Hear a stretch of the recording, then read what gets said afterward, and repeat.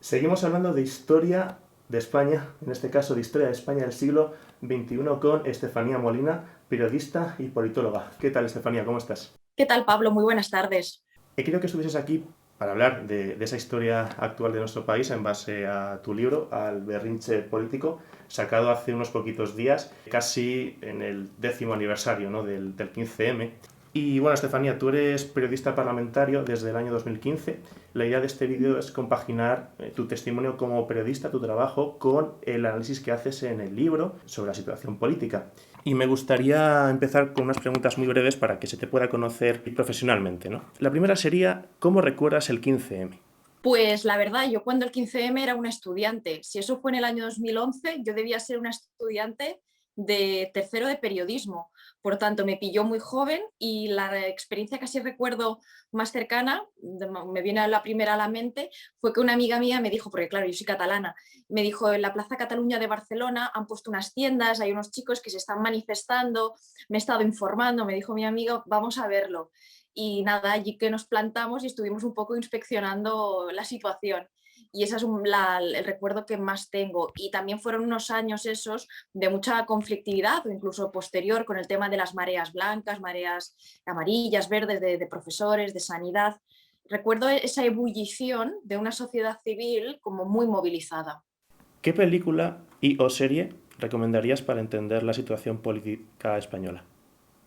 ¡Wow! ¡Qué pasada! Pues mira, voy a recomendar una que no va exactamente de política, pero tiene un fondo, La Casa de Papel, porque en La Casa de Papel yo creo que al final hay como un imaginario que es el del Anonymous, ¿no? Las caretas, un poco esta idea de la opinión pública en un proceso, y esto va la serie, pues ellos realizan un atraco, esto no tiene nada que ver con la política, pero en el fondo lo que ellos transmiten es esa idea antisistema, esa idea de una estética de que a través de la opinión pública se consigue que se pongan de su parte pues, los ciudadanos, y para mí retrata un poco ese punto de subversión que ha tenido el cambio sistémico.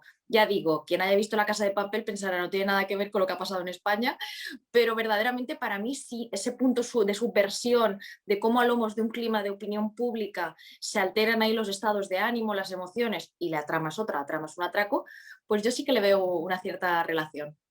¿Y qué libro recomendarías para este mismo fin? Pues el mío, El berrinche político. Vale, ¿Sí? ¿Te perfecto. vale que Me recomiende el vale. mío?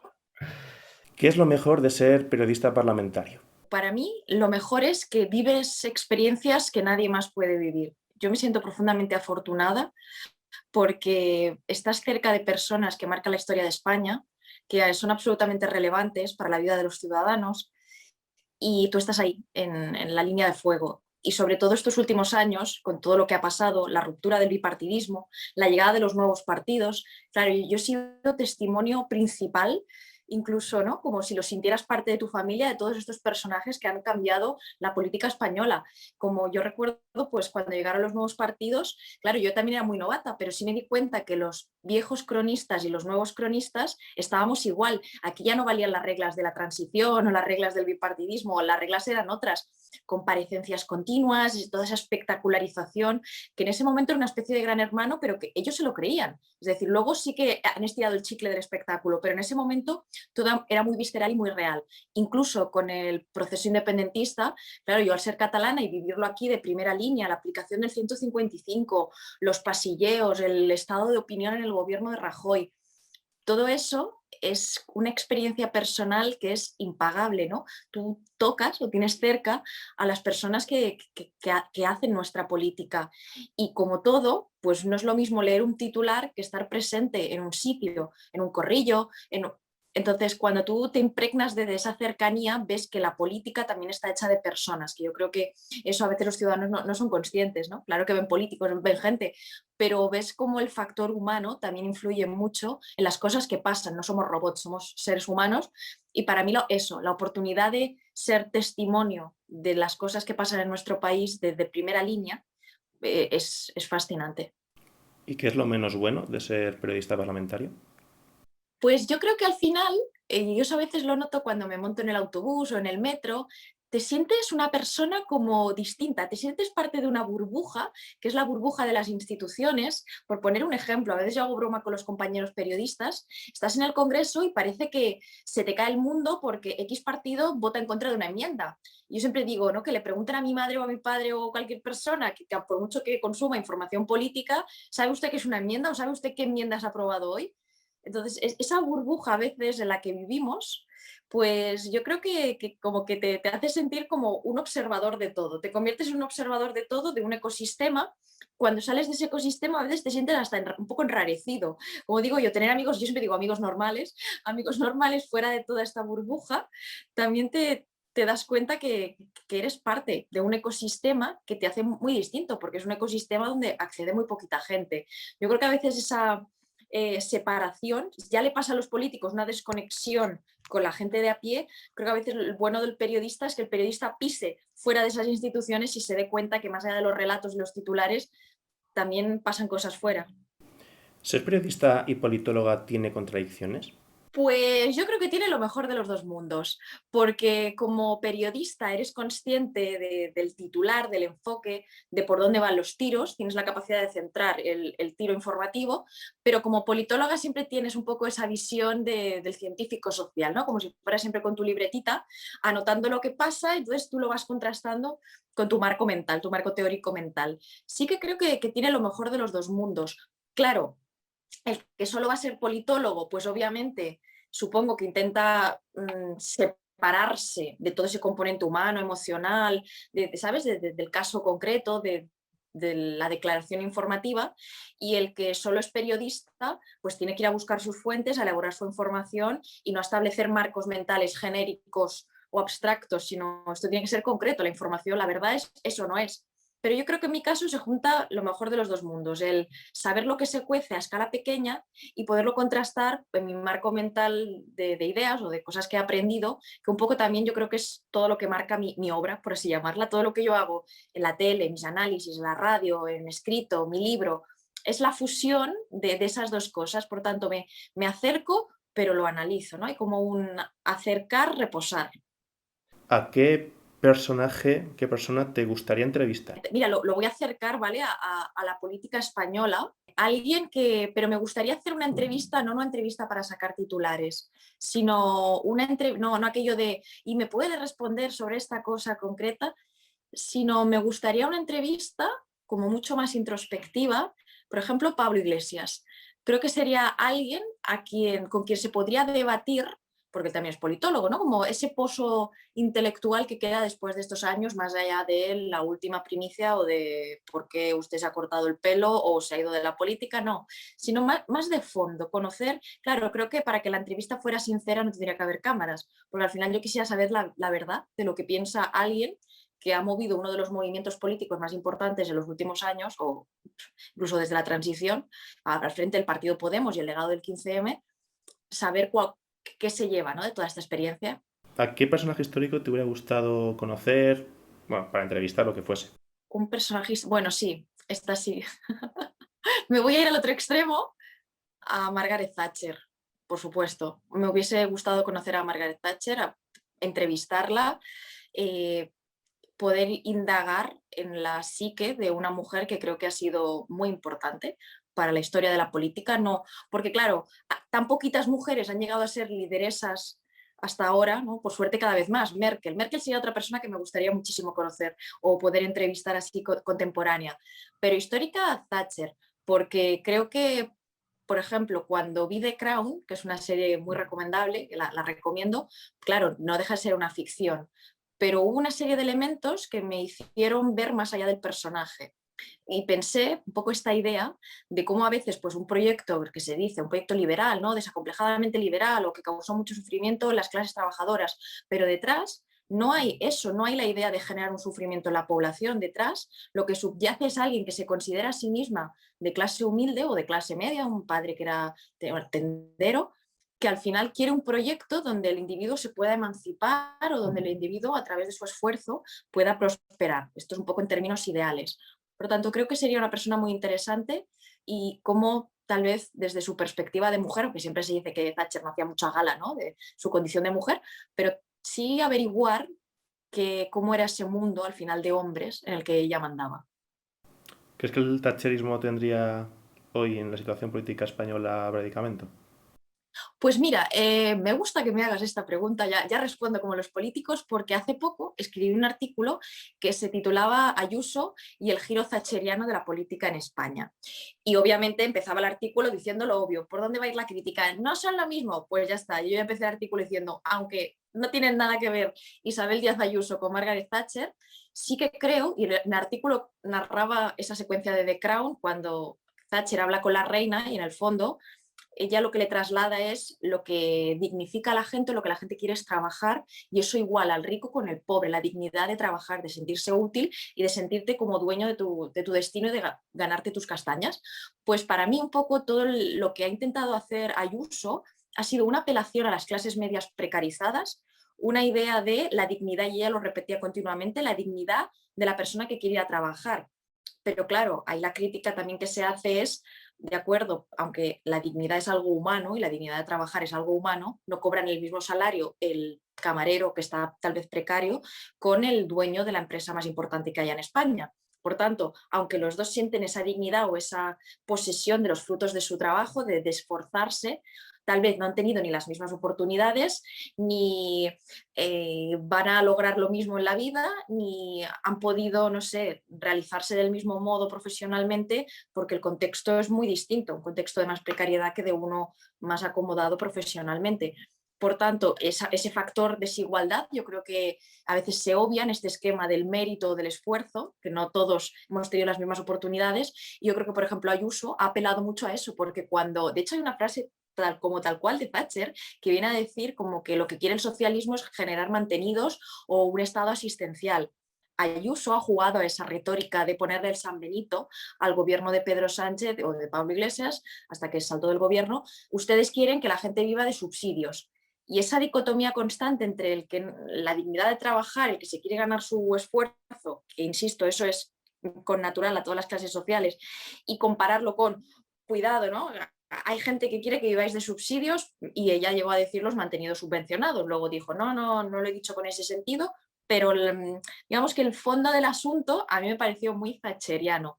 Pero quiero recordar que en las colas del hambre, esto es importante que se sepa, hay trabajadores, no solo hay gente que no trabaja. Ese es el drama de este país, que en las colas del hambre, según las estadísticas, pues hoy en día en nuestro país tenemos un 13-16% de trabajadores pobres. Por tanto, en las colas del hambre hay gente que trabaja, que se esfuerza, pero el sistema es tan precario que los obliga a tener que ir a pedir pues un suplemento o unos alimentos, porque a nadie le gusta estar en una cola del hambre. Esta idea que hay gente que le gusta, no, eso no. A la gente yo reivindico la dignidad del ser humano, a nadie le gusta eso, y en las colas del hambre también hay trabajadores, no presuntos mantenidos, que no son mantenidos, es gente que sufre. ¿Qué día entregaste el libro a la editorial?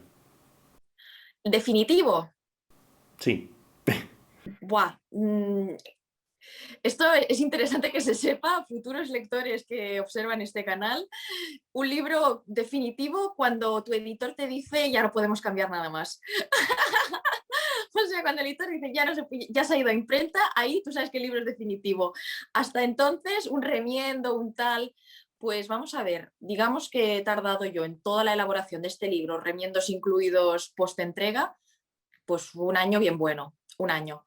Pero quiero contar una anécdota que es justo cuando ya estaba prácticamente entregado ya todos los remiendos y correcciones y todo, pues Pablo Iglesias me saltó del gobierno. Entonces yo llamé corriendo y dije, esto hay que meterlo, ¿no? Y un poco los editores es, bueno, a ver, como al ser una escritora novel, pues tú ya sabes que joder, en algún sitio vas a tener que cortar, ¿no? Que no cabe todo en un libro. Y yo dije, no, pero es que esto es fundamental para el libro, porque si no va a quedar como muy de la percha que Pablo Iglesias salte del gobierno. Y hablo de los liderazgos de los nuevos partidos, cómo se han quemado los nuevos partidos, del papel de Pablo Iglesias en el gobierno y de pronto se va.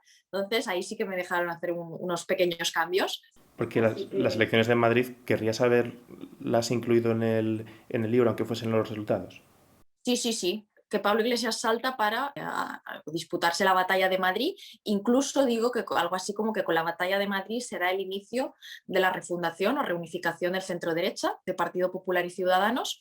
Y eso pues ha pasado y va a seguir pasando. Entonces me quedé muy contenta de haberme ahí arriesgado de algo que tenía la intuición ya hacía mucho tiempo que iba a pasar. Desde lo de Murcia yo ya veía reunificación de centro-derecha. Ya veía a Ciudadanos amortizado y esa absorción por parte del PP. Por tanto, esos dos elementos que cupieron en el libro y ahí están imprimidos. Tú llevas escribiendo en prensa y participando en tertulias desde hace años. Yo te quería preguntar si el libro, El berrinche político, ¿lo empiezas a componer ya entonces? ¿O hay un momento en el que te plantas y dices, voy a escribir un libro?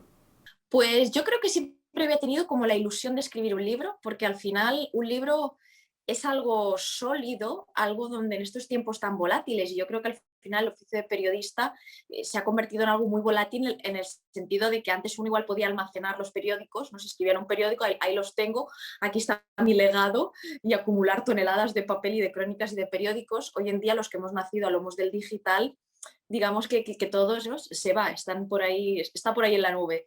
Incluso, claro, la tarea de trabajar en el audiovisual, la tele, la radio, aunque yo soy mucho de hacerme cortes y ponerlos en mi Instagram y en el Twitter, siempre tenía como esa sensación de quiero algo que sea una obra de conjunto de todos estos años. Esa intuición seguramente lleva en mí tal vez desde el año 2018.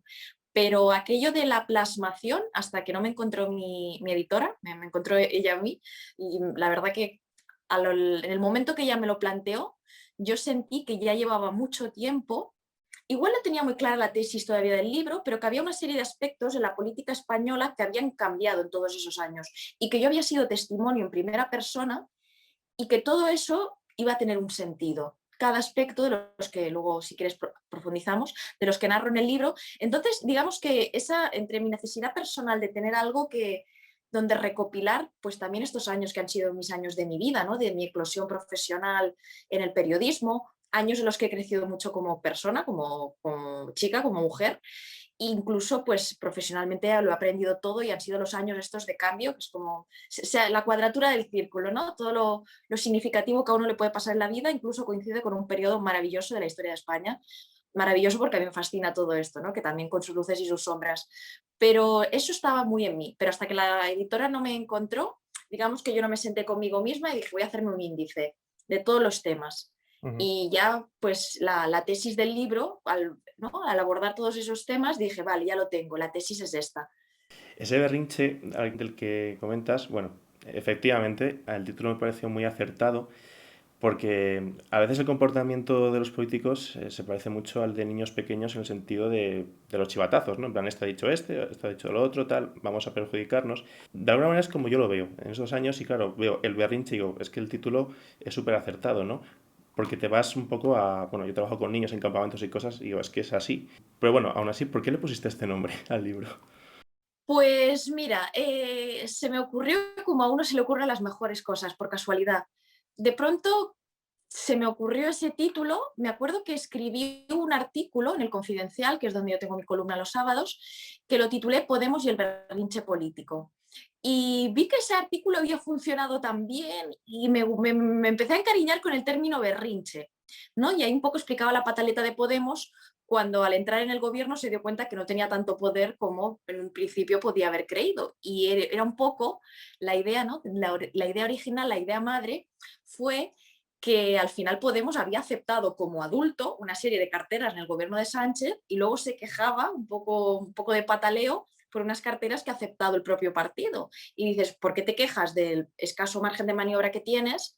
¿No? De fondo, nunca lo han verbalizado así, pero la crónica iba de eso, ¿no? De una serie de elementos, pues cuando se fue el rey emérito y Pablo Iglesias no lo sabía, o por ejemplo las fusiones bancarias que al parecer tampoco Podemos había sido informado. ¿Cómo te quejas de algo que tú como adulto has aceptado? Entonces me empecé a encariñar con ese término y digamos que al final la tesis de todo el libro es el berrinche y los berrinches, pero si todo lo entendemos como el conjunto de la obra, un berrinche no deja de ser algo que alguien desea, ¿no? De pronto uno tiene un deseo, una esperanza, una ilusión y lo quiere lograr. Y en el momento que lo logra, dice, pues si ahora esto no me gusta, ahora esto no es como yo lo quería y patalea ¿no? y se queja y se enfada. Pues para mí ese es el paralelismo con lo que narro en el libro. En el año 2015 hubo un cambio político espectacular en nuestro país a lomos del 15M, que no entra en las instituciones en el año 11, porque el año 11 revalida el gobierno del Partido Popular. Entra en las instituciones el año 15, ese cambio político, que se transformó en una serie de ilusiones, esperanzas, reivindicaciones que eran muy nobles: transparencia, regeneración, nuevos partidos, nuevas demandas sociales, una nueva cohorte o generación de votantes con otros valores, impugnaban el sistema anterior, estaba muy cansado la gente joven de esto del bipartidismo, las redes sociales, la precariedad. Por tanto, un cóctel que se introdujo en el sistema como con una ilusión. El sistema absorbió la ilusión o las demandas de los ciudadanos y, claro, la idea es 5 o 6 años después, pasados por el tamiz de las instituciones, negro sobre blanco, en qué ha quedado esto. Y ahora tenemos una serie de berrinches que es, vale, pero ahora el tablero ha cambiado. No es cierto que la política no haya cambiado, ha cambiado. Lo que pasa es que se edifica sobre unos nuevos parámetros y parece que estos parámetros ahora no nos gustan. Por tanto, es ese nuevo pataleo. ¿Y eso qué nos puede llevar? Y yo ahí es donde el libro también tiene una vocación constructiva. Advierto de, ahora ya no habrá ilusión con el sistema, porque el bipartidismo se quemó en 40 años, ahora en 5 o 6 se ha quemado todo, el ciclo de los nuevos partidos, veremos, ¿no?, cómo sigue, pero advierto de pulsiones de nihilismo, pulsiones iliberales, pulsiones de resignación, lo cual nos conduce a la antipolítica. Esa idea de, si la gente cree que ya el sistema solo puede cambiar a peor, pues aquí realmente reflexionemos sobre todo esto que ha ocurrido. Por tanto, es como ese ciclo de, queríamos que el sistema cambiara, teníamos ilusión, como ha cambiado no nos gusta y ahora nos quejamos de nuevo. Y aunque uso la palabra berrinche, pero siempre es con todo el respeto, ¿no? También para que creo que la gente conecta con, si has conectado tú, conecta con esa idea. Y de hecho, mira, si me permites, te quiero compartir un vídeo que el capítulo 4 lo empiezas con esto y te lo quiero compartir. ¡Qué bueno! ¿Cómo has encontrado esto? Pues es una cosa, no, no ha sido fácil encontrarlo porque Podemos no lo tiene enseguida, ¿eh? Tú sabes que yo me acordaba de esa anécdota Porque, y dije, si no encuentro el vídeo no lo puedo poner en el libro. Ahora lo veremos, espectadores de Pablo. Pensé, claro, si no tengo el testimonio, no puedo ponerlo, porque pero, a que alguien me diga eso no pasó, digo, ¿cómo lo demuestro? ¿Dónde está la prueba? ¿No? ¿Dónde, pues te voy a dónde decir una están cosa. las pruebas? Esto lo miré justo ayer y te va a decir que te equivocaste de fecha, pero no. Bueno, vamos a ver.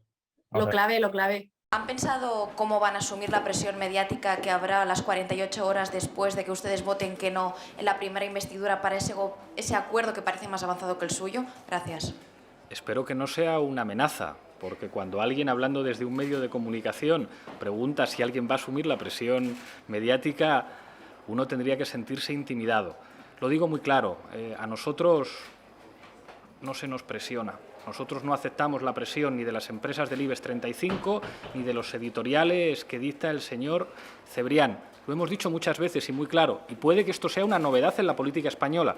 Puede que haya otros que en la política española, si descuelga el teléfono alguien con el teléfono... Bueno, hasta aquí, Eh, que se enrolla. O sea, Pablo, mi profunda admiración desde hoy ya, porque me costó encontrarlo a mí, que viví esa anécdota, eres un crack. Pero ¿tú encontraste el vídeo?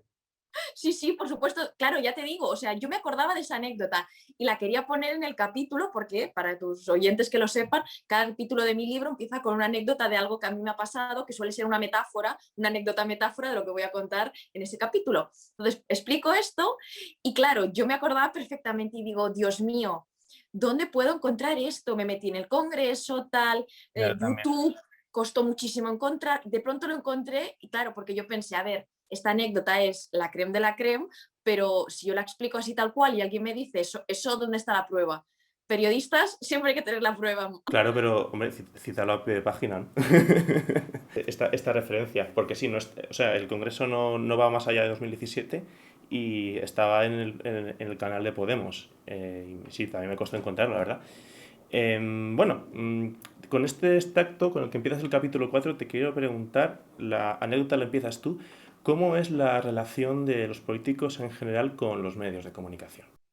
Vale, de acuerdo. Creo que en ese capítulo desgrano bastante la relación de los políticos con los medios. Yo diría, a veces hay políticos, sobre todo de la nueva política, yo creo que ese es un gran ejemplo, que creían pues que cada periodista como si fuese una línea editorial en sí misma. Es decir, yo creo que también luego con el trato con los periodistas en el día a día se dan cuenta que un periodista no deja de ser un trabajador, es decir, una persona que está allí para sacar su información, su entrecomillado, su exclusiva, su titular, por tanto, para hacer una buena información, pues explicar lo que pasa, ¿no? Captar los climas de opinión en los partidos y hacerlo lo más riguroso posible. Por tanto, es probable que los nuevos políticos que entraran creyeran, en cierto modo, que cada periodista era una línea editorial, como se ha visto aquí. Yo en ese momento pensé, yo ni siquiera trabajo en ese medio que dice usted, ese medio del que usted me habla, no, yo ahí no trabajo. ¿En qué medio trabajabas? Trabajaba en un digital catalán. Y claro, pues eso me dejó muy impactada. Pero la dinámica del día a día, y eso lo explico en el libro, a fin de cuentas, los periodistas convivimos con los políticos. Hay una frase de Valle Inclán que digo en el libro que me gusta mucho, que es: el Congreso es una gran redacción, cada redacción es un pequeño Congreso. Claro, para que nos hagamos una idea, pues en el Congreso se viven muchas horas, y más en tiempos de ingobernabilidad, que estaban todo el día pasilleando por allí y por allá, todo era muy nuevo, para los nuevos políticos también, pues la relación, digamos que es cordial, educada, ¿de acuerdo? Se hace un corrillo y se cuentan cosas, se hace una rueda de prensa, es decir, al final es como cada día tienes que trabajar con ellos y verte con ellos. Digamos que algo que también han introducido las nuevas tecnologías es que ahora incluso, pues, por ejemplo, ¿no? el jefe de prensa del partido puede crear un chat y por ahí nos vehicula las informaciones, pues mirad esta enmienda, esta proposición que vamos a hacer, o rueda de prensa a esta hora. Por tanto, el papel del jefe de prensa sigue estando ahí. Pero obviamente la habilidad del buen periodista no solo es hacer el carril era esto, era una rueda de prensa, que en esa época había muchísimas, cada día muchas ruedas de prensa muy emocionantes, todo podía cambiar en un minuto.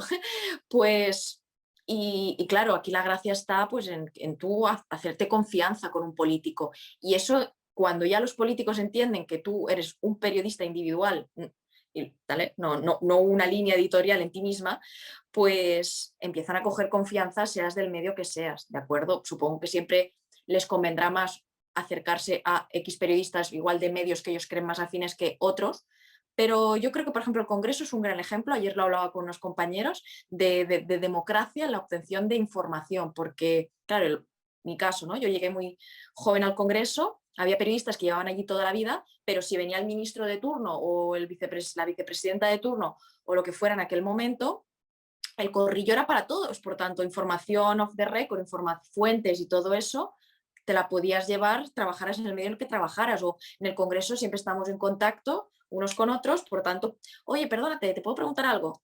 Entonces, digamos que me gusta explicarlo, también lo digo en el libro esto, de unos autores, como la metáfora de la danza, ¿no? Los políticos necesitan a los periodistas por varios motivos, para colocarles su mensaje. Imaginaos cuando hay primarias en los partidos o hay lío en los partidos. Ahí ya, bueno, entre una facción y otras, cuantas más fuentes se hacen, porque tú sabes que todos van a querer hablar, para darse notoriedad. Entonces, los políticos también usan a los periodistas de cierto modo para colocarse, y los periodistas pues nos nutrimos de información, obviamente, también luego la tenemos que contrastar, no hay solo una fuente única para hacer una buena praxis.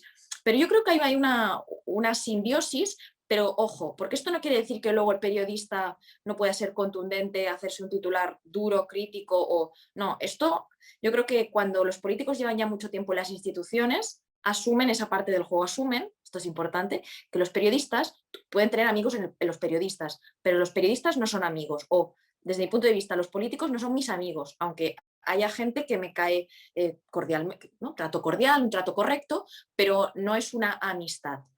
Si quieres mantener una amistad, por supuesto no tiene que influir en tu trabajo, si no, no eres un buen periodista.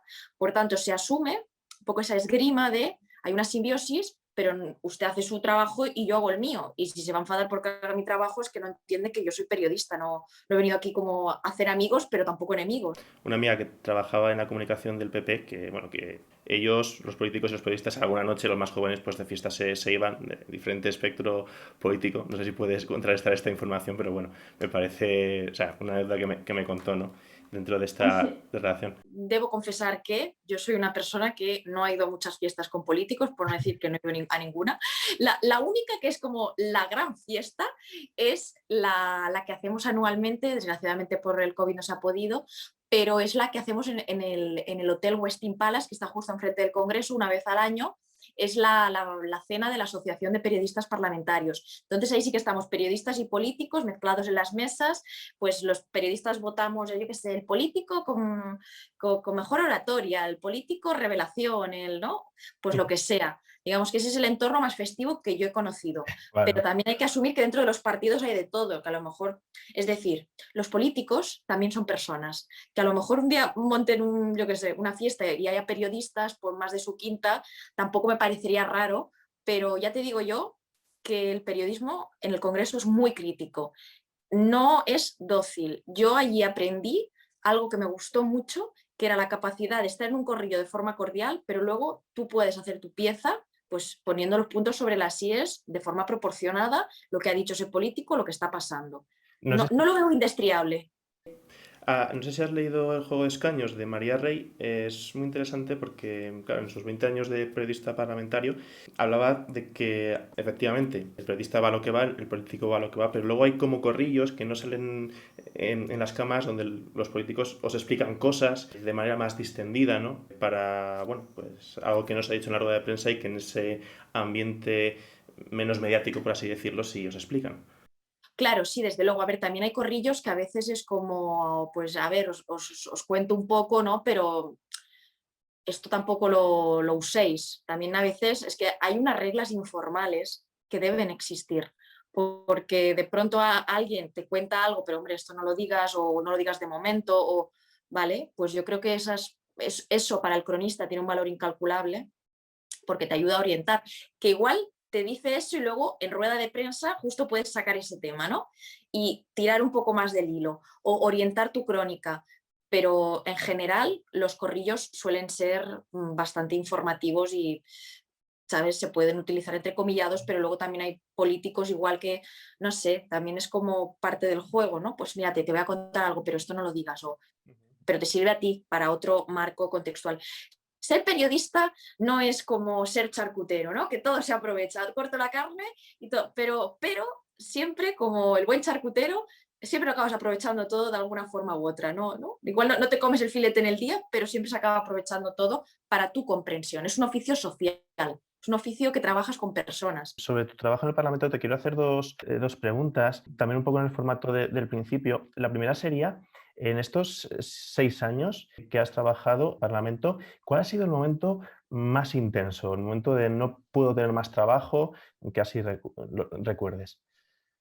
Pues yo creo que el procés, pero no fue un día concreto, fue todo el procés. Si a los ciudadanos les parece intenso, que se imaginen lo que me pareció a mí, que estaba aquí como, bueno, yo hacía todo, ¿no? Hacía un poco, era corresponsal de todo. Yo creo que esto te lo podría decir cualquier corresponsal catalán, de algún medio catalán, que al final, claro, estábamos a lo que era pues, los temas del Congreso, de la política nacional, pero luego teníamos nuestra carpetita catalana, que cada día era una cosa más grave que la anterior.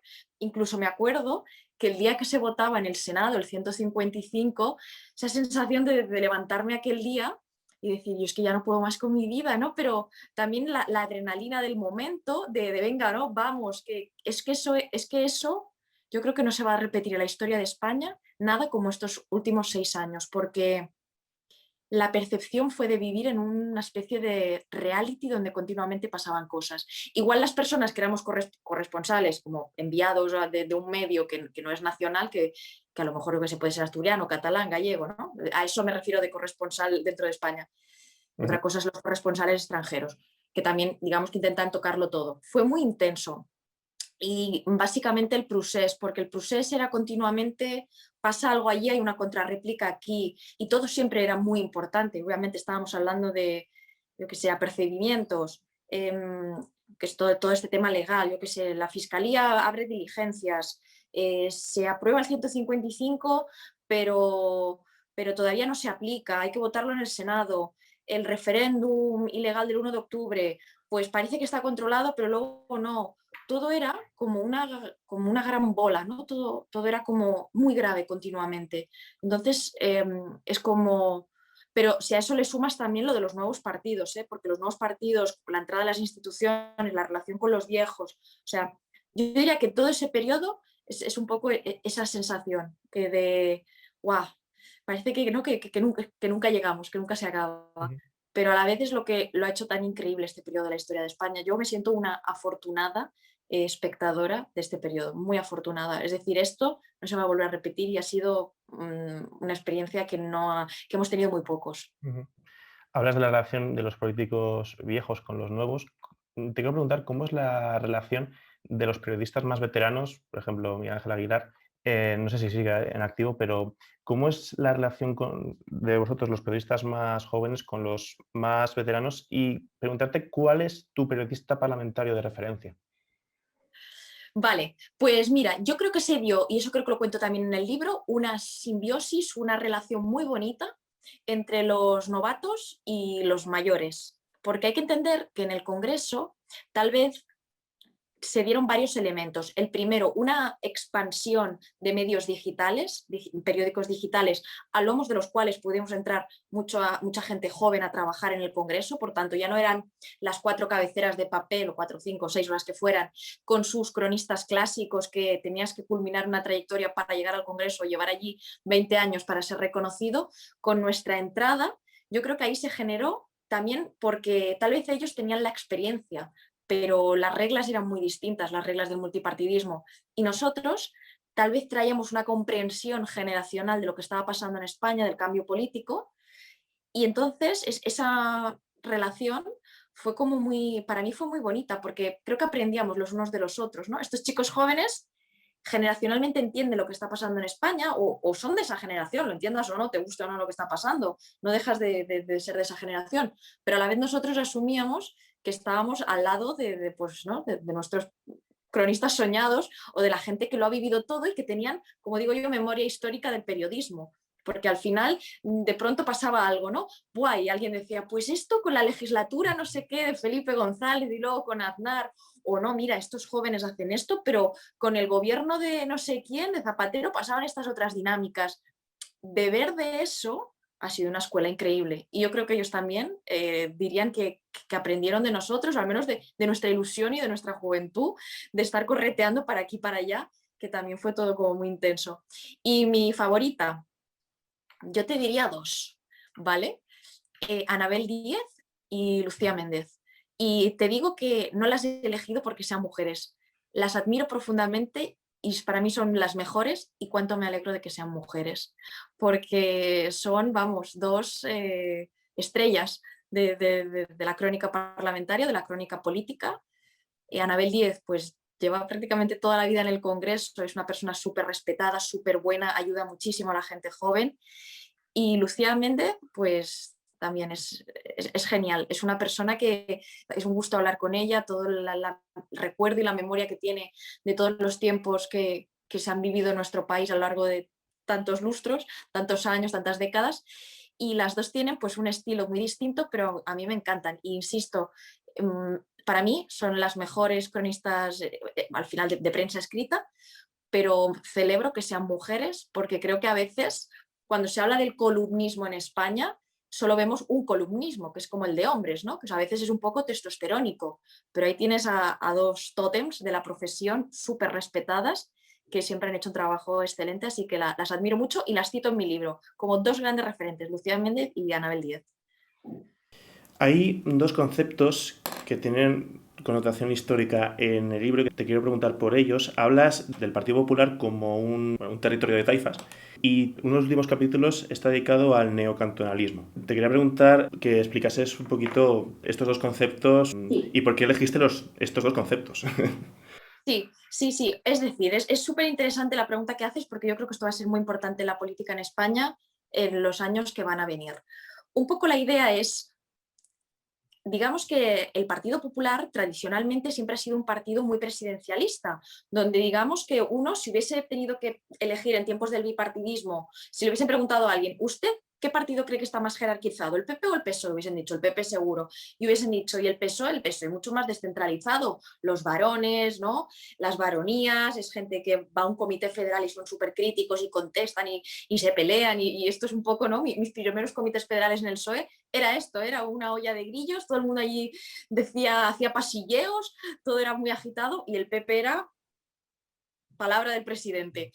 Pero claro, todo esto ha cambiado, porque ahora tenemos un Partido Popular que es un auténtico reino de taifas y el concepto es el Partido Popular a nivel nacional sí tiene una línea, es el partido que se reivindica como el partido de Estado, de la defensa de la unidad de España, la nación, etcétera, pero vemos que a nivel regional es que Pablo Casado no tiene nada que ver con esa idea jerarquizada, porque tenemos a unos varones que recuerdan más a los antiguos varones del Partido Socialista, que tienen mucha más visibilidad que el líder, una personalidad capaz de marcar línea. Por ejemplo, Feijóo es un tótem en sí mismo y Isabel Díaz Ayuso otra.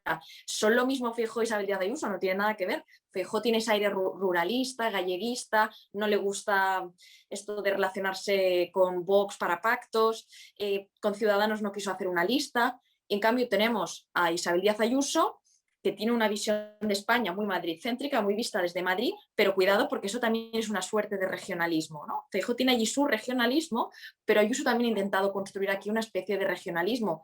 Y, por ejemplo, en comprensión de los pactos, pues Ayuso es la primera que transige con Vox con naturalidad y que ha incorporado a personas de Ciudadanos.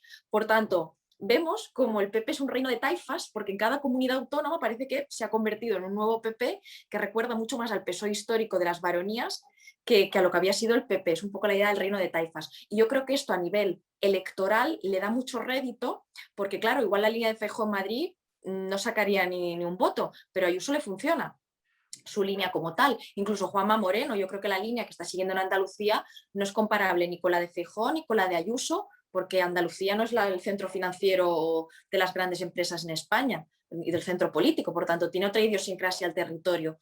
Yo creo que este PP, reino de taifas, es eso. En cambio tenemos a un PSOE que yo creo que el riesgo que está corriendo la izquierda en España es que, por ejemplo, este PSOE, a lomos de ese presidencialismo, de ese cesarismo que ha establecido Sánchez, que laminó el Comité Federal cuando él regresó, el PSOE no es el mismo partido pre-Sánchez que post-Sánchez. Post-Sánchez, digamos que se convirtió en un partido más presidencial, no el poder de los varones, como que nunca más vuelva a pasar, ¿no?, que echen al líder.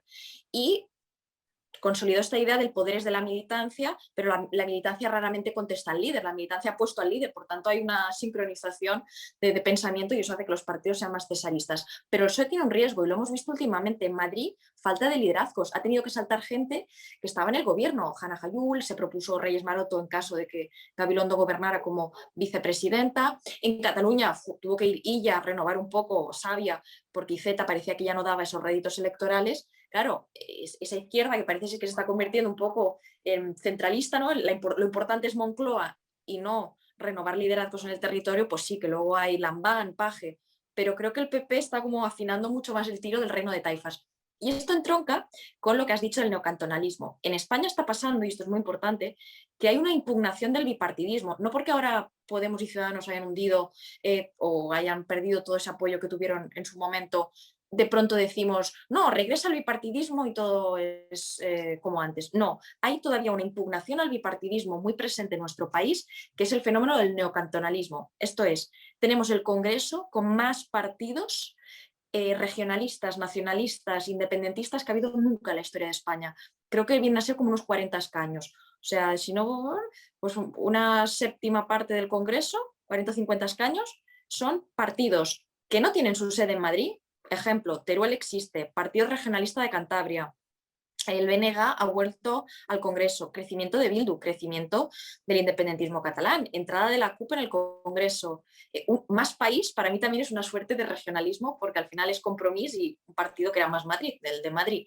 Por tanto, vemos que hay candidaturas que impugnan la línea de los partidos estatales y le dicen, esta visión que tenéis de articular la política desde Madrid no nos gusta, tenemos intereses propios en los territorios y no necesariamente son identitarismos. Ya me dirás tú, Teruel existe, identitarismo catalán no tiene, ¿no?, por así decirlo, si se puede decir así. Por tanto, se están viendo cómo se afloran una serie de demandas muy arraigadas al territorio que impugnan la política entendida desde Madrid, que yo en el libro eso lo digo mucho. Por ejemplo, en el año 2019 el mapa autonómico y municipal se lo repartieron los pactos de los partidos pensando en lógica estatal.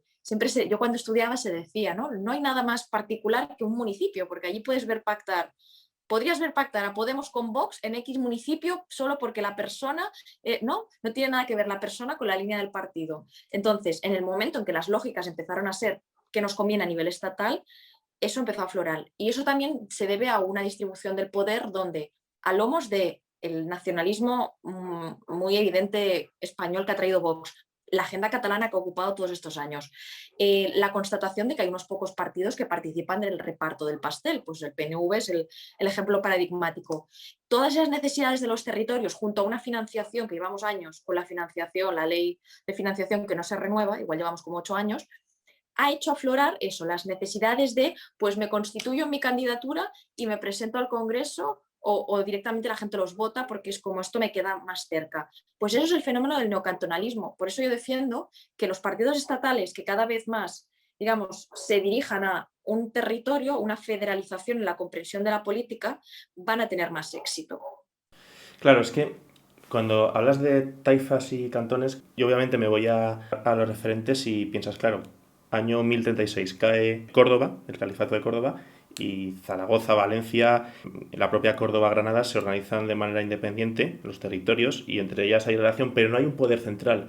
Y en la Revolución Cantonera, de los cantones del siglo XIX, en Madrid hay una primera república, pero los cantones que se declaran en Cartagena, en Sevilla, en Alcoy, etcétera, no responden ante una autoridad central. De hecho, se hacen la guerra entre ellos. Por eso me llama mucho la atención, ¿no? Estos dos conceptos. Pues mira, de hecho, has encontrado tú el paralelismo mejor que yo, porque yo los utilicé tal vez como, me gustaba lo del neocantonalismo, porque igual a la gente le quedaba algo más recuerdo, más cercano, pero yo creo que sí, son bastante análogos, salvando todas las diferencias históricas, un poco la idea de los territorios empiezan a demostrar pulsiones que no nacen desde el centro político de Madrid. Y yo creo que esto aplica a los varones del PP hoy en día, a los varones del PSOE hace 10 años, incluso a estas nuevas candidaturas que no son ni PP ni PSOE. Te quiero preguntar concretamente. ¿Tú crees que la relación de Pablo Casado con Feijóo, que a todos nos sorprendió cómo fue la campaña de las elecciones gallegas, no estaba el logo del Partido Popular por ningún lado? ¿Tú crees que la relación de Casado con Feijóo quizás sea más parecida a la que tiene Casado con Foro Asturias o Unión del Pueblo Navarro que a la que tiene con Bonilla o con Ayuso? Vale, ¿te refieres en términos personales? No, en términos políticos. Sí. Vale, pues es que realmente aquí el que, a fin de cuentas, el PP, que ha sido como más diferente todos estos años, porque lo de Ayuso yo creo que no se aleja tanto de lo que es de verdad la línea del PP de Pablo Casado, y me explico, porque esto también lo digo en el libro. En el libro digo, no es un asunto de cotilleo donde han nacido los políticos, es que impregna una visión de la territorialidad en España. ¿Qué comparten Ayuso con Casado? Que son el PP de Madrid. Y uno diría, pero si Casado nació en Palencia o es diputado, ahora creo que Casado nació en Palencia y es diputado por Ávila, ¿esto es así? Sí. Bueno, por Madrid, Vale. pero... ¿Vale? No, uno diría, no, pero yo digo, la socialización política de Pablo Casado no es como la de Aznar o Rajoy, que Aznar estaba en Castilla y León, Rajoy estaba en Galicia y por tanto hicieron allí política y luego saltaron a Madrid. Es que Pablo Casado se ha socializado y crecido políticamente en Madrid, y igual que Isabel Díaz Ayuso, por tanto son hijos del aguirrismo, por así decir, del PP de Madrid, que es un PP muy distinto al resto del territorio por motivos evidentes. En España hay una tensión centro-periferia donde hay un centro que tiene, sin ya meternos aquí en debates del dumping fiscal sí o no, pero un centro financiero, político, económico que no tiene el resto de España porque es la capitalidad del Estado, ¿de acuerdo? Y muy legítimo porque eso pasa en casi todos los países de Europa. Hay una tendencia a que se junte todo, menos en Alemania, que es más descentralizado, a que se junte todo en una capital. Entonces, yo creo que la visión de Ayuso, al ser la de Casado, aunque se ha esforzado en estos años igual en tener una visión más comprensiva del territorio, comprensiva con H, creo que no deja de ser la visión madridcéntrica, y esa es la línea del PP de Madrid de Ayuso y es la línea del PP de Casado. Por tanto, tal vez Feijóo, con su regionalismo, galleguismo, que incluso Vox dice, es nacionalista. Yo digo, ¿cómo va a ser alguien del PP un nacionalista gallego?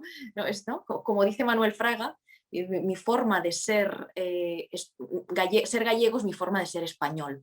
Pues yo creo que esto es la visión del PP de Feijóo, pero tal vez sea un PP con un particularismo que puede ser análogo a Foro Asturias, Unión del Pueblo Navarro, más te diré, incluso el PNV, porque una de las tesis que tú has visto, defiendo en mi libro, es, siempre se dice que la derecha, la crítica que la izquierda le hace a la derecha es, usted no está en cada pueblo, en cada comunidad autónoma, el PSOE sí, el PSOE está en cada comunidad autónoma en España. Y yo digo, cuidado, porque el PP tal vez no está en todas las comunidades autónomas o en todas las provincias, pero la derecha casi que sí, porque si no te pones a contar Unión del Pueblo Navarro, Foro Asturias, Coalición Canaria, Ciutadans era una forma de derecha del territorio. Te quería preguntar. Espera, PNV, es decir, sí que ese ruralismo de las derechas sigue existiendo. Me hace muchísima gracia cómo defines al PNV, porque es un partido que no tiene un marketing muy potente, definiendo un perfil más técnico, que al principio del libro empiezas hablando de una manera muy interesante sobre el tema de la tecnocracia, pero es gente que van a lo que van a defender la relación económica del País Vasco con España. Y a pesar de eso, de que Podemos, Ciudadanos, PSOE, Podemos invierten muchísimo en marketing, el PNV no.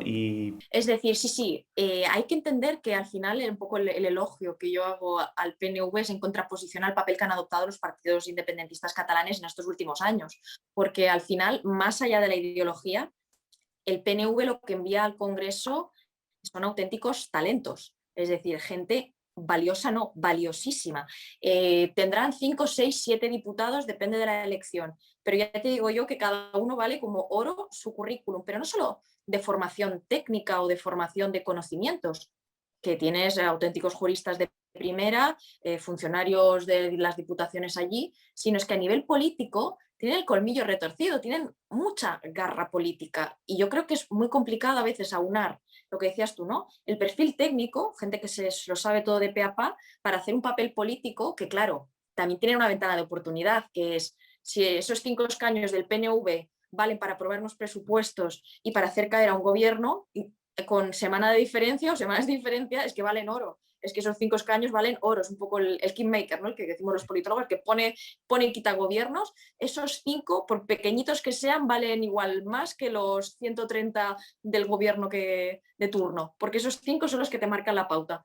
Entonces, yo creo que sí, que tienen, incluso hay una relación bastante importante en el sentido de ellos suelen enviar a Madrid personas que han trabajado allí ya en la administración, por tanto, o en la política de allí, por tanto, es gente que sabe lo que se hace.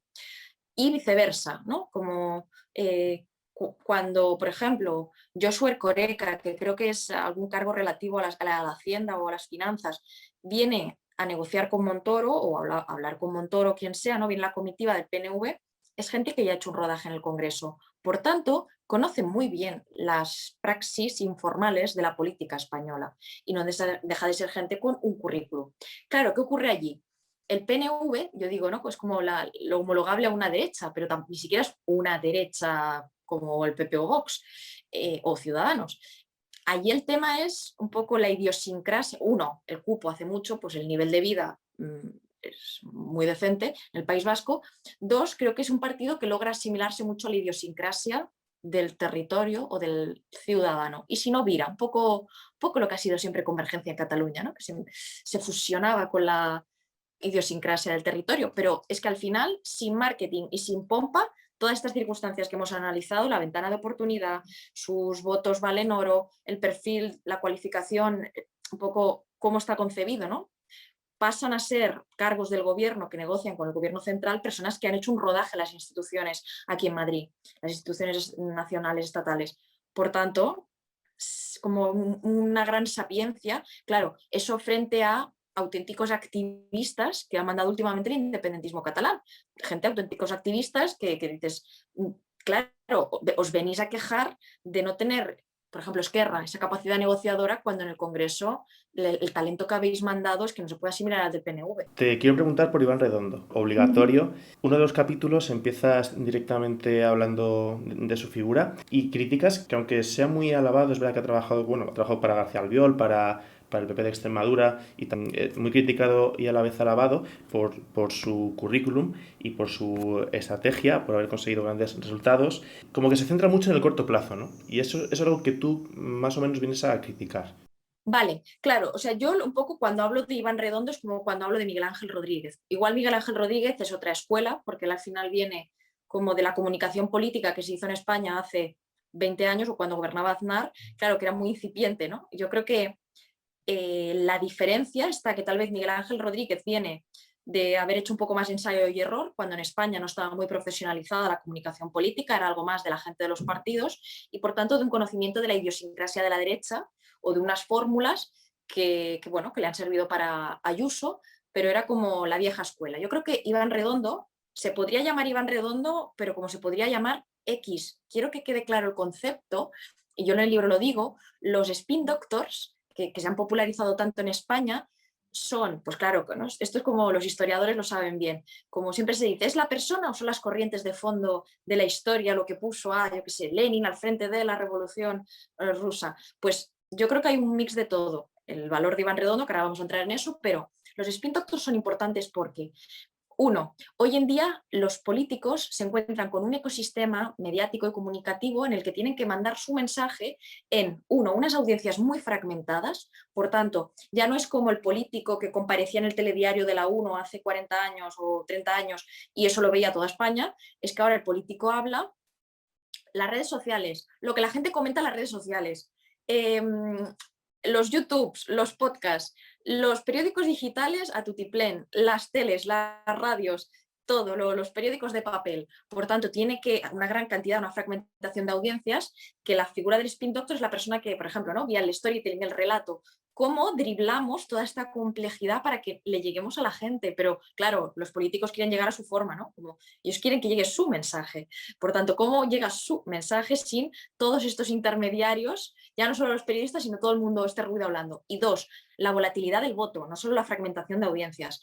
La volatilidad del voto quiere decir que antes era muy fácil poner un anuncio en X sitio porque sabías que este sitio, que sé, en Estados Unidos siempre se dice un club de cazadores, serán votantes republicanos, pon aquí un anuncio. Claro, es que ahora la gente cambia tanto de voto con tanta facilidad que cómo llegas a esas audiencias, entre que el mensaje no llega como tú quieres y las audiencias están muy dispersas, la figura del spin doctor se vuelve crucial. Es como la persona que tiene que estar con esas técnicas profesionalizadas de la comunicación, que en España solían hacer los partidos, hacer llegar el mensaje.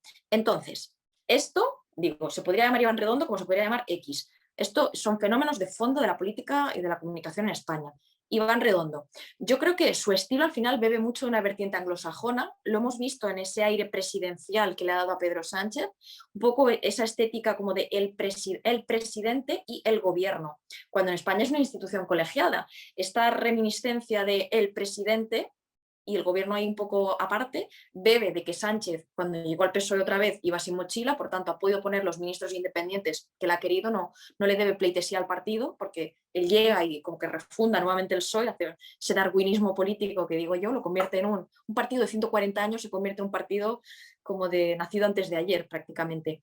Y luego todo el tema de esa estética más anglosajona presidencial, ¿no? Y ahí sí que hay un punto de que yo creo que la estrategia normalmente de Iván Redondo es diseñar, ¿no? Vamos a hacer esto. Pero, por ejemplo, a veces la capacidad de introducir lo sobrevenido del contexto, y creo que esto sería análogo a cualquier consultor político, pues uno también se encuentra el contexto, ¿no? Como uno diseña su estrategia, y yo creo que, hombre, muchas bondades habrá tenido si al Pedro Sánchez del Peugeot lo convirtió en presidente del gobierno. Yo me acuerdo el día que Pedro Sánchez pues compareció que dejaba el acta, pues eso que te digo, ¿no? Lo que tú vives en primera persona es llorando, una persona, un ser humano compungido, más allá de un político, un ser humano compungido que dejaba el acta. Y luego Blue regresa y gana las primarias y se convierte en presidente del gobierno. Y gana, no una, dos elecciones. Y gana unas municipales y autonómicas tal. O sea, que a veces las cosas hay que ponerlas en perspectiva, ¿no? Pero sí que creo que es de esa escuela de consultores políticos que diseña una estrategia y luego pues vemos cómo esto se adecua a la realidad o qué factores del contexto sobrevenidos hacen que eso no tire o sí tire. Ciudadanos. Mira, hay un artículo, hice una reseña en Instagram hace ya unos meses, que viene a explicar que en la Primera Guerra Mundial, después del asesinato del archiduque, en las 2 semanas hasta las declaraciones de guerra, si hubiesen sido otras personas los que estuviesen al mando de los cuerpos militares de los diferentes países, no tanto los monarcas, ¿no?, sino los presidentes del gobierno de Austria, de Alemania, etcétera, la guerra hubiese sido diferente, ¿no? Esto enlaza con lo que acabas de comentar. Seguramente si Albert Rivera hubiese también lo comentas en el libro, si hubiese pactado con Sánchez esos 180 diputados en abril del 19, pues ahora mismo hubiese un gobierno posiblemente de coalición, ¿no? Bueno, toda esta reflexión venía porque te quiero comentar lo de Murcia. Si no hubiese ocurrido la moción de censura en Murcia, no hubiera habido elecciones en Madrid. Entonces yo te quiero preguntar por cómo analizas la estrategia de Arrimadas, la estrategia de presentar dos mociones de censura en Murcia, Comunidad y Ayuntamiento. Vale, pues mira, yo creo que las aguas de fondo son que Ciudadanos, una vez aparece Vox, genera una competición tan centrífuga en el tablero político en España, una derecha que tira, que ya era un partido que ahí tenía difícil capacidad de resistir, por varios motivos, porque Ciudadanos no contaba con la regeneración del PP, y esto es muy importante. La estrategia de Ciudadanos funcionaba en tanto en cuanto había un lío brutal en Cataluña. Ciudadanos, en el momento en que el PP se renueva, yo creo que ya ahí pierde una baza. En el momento en que el proceso independentista fracasa, pierde otra baza. En el momento, ¿de acuerdo? Por tanto, es un partido que hay unas aguas de fondo. En el momento que aparece Vox, la competición se estira tanto que otra baza, por los cuales yo creo que Ciudadanos, desde que no aceptó ese gobierno de los 180 escaños, se iba a hundir sí o sí. Eso se veía venir. Entonces, creo que la estrategia de Arrimadas, a fin de cuentas, fue, bueno, pues hay que hacer algo. Y a mí me da la sensación, y esto creo que lo he escrito en el Confidencial, que la estrategia o lo que tenían en común el PSOE y Arrimadas era secar el poder territorial del PP. Es decir, al PSOE le convenía dejar al PP absolutamente laminado y destruido y que perdiera Murcia, que perdiera lo que fuera, ¿no? Y a Arrimadas eso le convenía porque si le hago daño al PP, si me cargo un poco al PP territorialmente, le ayudamos a secar su poder territorial, pues la gente me va a votar a mí. Y si encima van saliendo nuevas piezas, nuevas cosas en los juzgados, pues la gente me va a volver a reforzar a mí como partido. Yo creo que había esta lógica de vamos a dejar al PP tan debilitado que les convenía a los dos.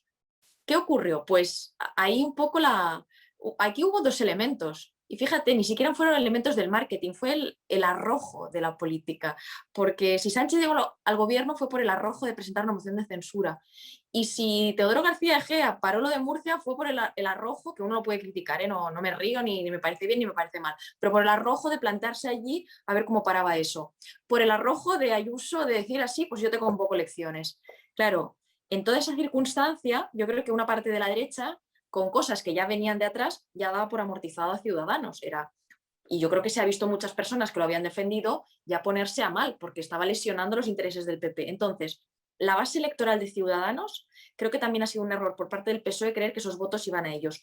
El viraje de la campaña en el Madrid era porque creo que el PSOE pensaba, o lo pensaba Pablo Iglesias, que deslizó un poco esta idea de repartirse los electorados, de que el PSOE vaya por el voto de Ciudadanos. Por eso Gabilondo pone pie con pared con Iglesias y luego Pablo nos quedan 12 días, porque creo que se dieron cuenta que no absorbían voto de Ciudadanos, pero es que el PSOE solo absorbe voto de Ciudadanos en Cataluña y no se llama Ciudadanos, se llama Ciutadans. Entonces, en el resto de España sí que es el voto que se va al PP, porque es un electorado que si lo miras, estuve un día mirándolo con un amigo que sabe mucho de encuestas, era un voto que venía del PP y se fue a Ciudadanos. Eran las generaciones jóvenes de la gente que potencialmente hubiese votado al PP en un bipartidismo. Entonces, en el momento en que se da esa refundación del centro derecha que se ha visto en Madrid, eso ya es imparable. Pero es que ya se iba a dar en cierto modo. Lo que pasa es que ahora ese PP ha generado como más ilusión para que la gente no se vaya a la abstención, sino que se vaya directamente al PP. Pero eso ya en cierto modo, todo era una serie de elementos que iban sumando a que eso pasara tarde o temprano. La gracia de Ayuso ha sido reventar el techo generacional. El PP más envejecido, Ciudadanos y Vox más joven, y al reventar, ¿no?, pues los barrios de familias jóvenes, tal, pues que se han vuelto al PP, eso va a pasar en Murcia, en Andalucía, en Castilla y León, en Castilla-La Mancha. Yo creo que todo el mapa central, la reunificación o refundación o reabsorción del voto de Ciudadanos a manos del PP es que se va a dar.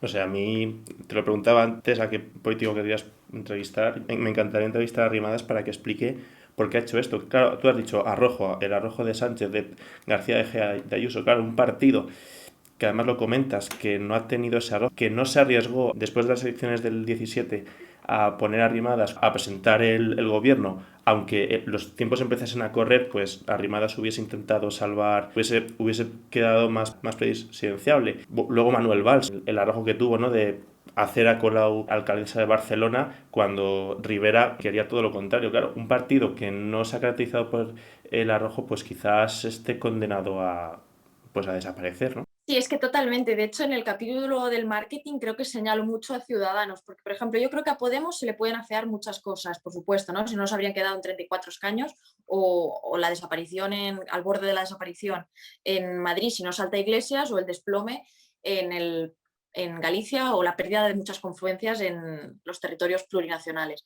llamados así. Pero sí creo que a Podemos el tema del marketing no ha sido su problema, han sido otros. El tema de Ciudadanos ha sido que siempre vivían a la expectativa de un clima de opinión que vivía a lomos de la expectativa de no nos vamos a quemar en Cataluña a lomos de la expectativa de en el Congreso nos abstenemos. Yo recuerdo mucho, siempre se decía, ¿qué va a hacer Ciudadanos? Se va a abstener seguro. No nos vamos a mojar mucho porque si no vamos a reventar este clima de opinión de que vamos a lograr algo, más apoyo tal, o en las encuestas, o si hay elecciones, siempre este ciclo que relato en el libro, ¿no? De cómo los procedimientos de la política capturaron a la política y le desplazaron el fondo, que es hacer leyes, presupuestos, cambiar la vida de la gente, para eso cambió el sistema. Pues el marketing, los sondeos, los ciclos electorales, todo eso desplazó el fondo de la política, y entonces, digamos que Ciudadanos siempre vivía la expectativa de, claro, cuando tú no te mojas nunca, yo creo que esto es un buen aprendizaje para futuros líderes que quieran surgir en la política en España. Si un partido no se moja, la expectativa de crecimiento tan rápido como crece se desploma, porque si no has echado patitas en el territorio, si no has consolidado poder, digamos que Ciudadanos siempre vivía muy a lomos del marketing de lo que vamos a hacer, pero a fin de cuentas lo que se le ha afeado es que no arraigara, ¿no? Que todo esa inteligencia comunicativa o marketingiana no arraigara. No sé si seguiste la moción de censura de Castilla y León. El portavoz de Ciudadanos llegó a decir algo así como déjennos morir en paz, como aduciendo de que efectivamente Ciudadanos va a desaparecer, ¿no? Una expresión curiosa, pero está probado, ¿no?, de que Aguado iba a presentar una moción de censura que presentaron sus propios diputados, algunos de los cuales no quisieron votar esa moción de censura. De haber habido moción de censura en Madrid, Juan Marín en Andalucía e Igea en Castilla y León hubiesen presentado también moción de censura. Eso ya se mete dentro de lo que es el terreno de la política ficción, porque mira, fíjate, yo creo que el gobierno de Andalucía sí que está bien engrasado. Yo creo que Juanma Moreno es una persona, igual porque viene del sorayismo, era un sorayo, era el varón que se decía de los sorayos, ahora ya tiene como entidad propia, pero yo creo que allí el gobierno sí está bien engrasado. Juan Marín me parece que era una persona que siempre ha sido como se le ha visto muy leal, y yo veo a Juanma Moreno siendo como una persona más prudente. Desde luego que si convocan elecciones, y siempre ya van saliendo sondeos últimamente, arrasa el PP, se merienda a Ciudadanos y vamos, casi al borde de la absoluta en Andalucía.